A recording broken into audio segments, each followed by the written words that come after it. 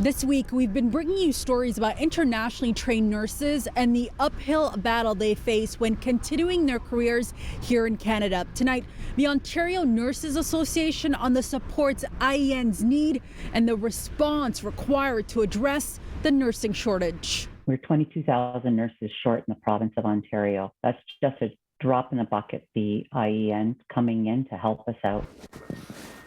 The Ontario Nurses Association calls them a vital resource as Ontario looks to internationally trained nurses for relief through a new program that will give them real-life experiences in a hospital. It is really hard for these nurses that are coming from other countries.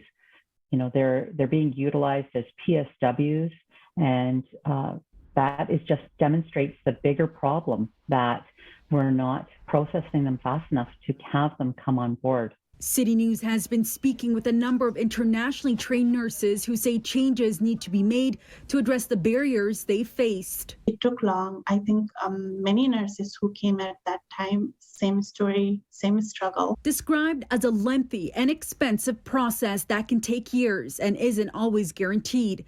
There are even some who have no choice but to give up. Their intention was to come here and work and help during the pandemic, but this process was such a barrier that they just kind of gave up. According to the province, in 2020, there were nearly 2,100 newly registered internationally educated nurses in Ontario, representing 20% of all new registrants that year.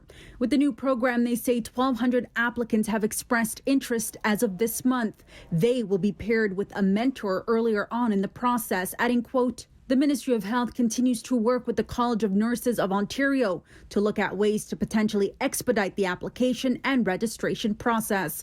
One solution that ONA wants the province to consider: to bring back late career nurses, the retired nurses that have left, to bring them back in, to expedite their registration, to come back and to help mentor these nurses so that they're getting the experience that they require. Next Thursday, the association is set to meet with Premier Doug Ford. This is a huge, huge meeting for us. One of our big asks is to,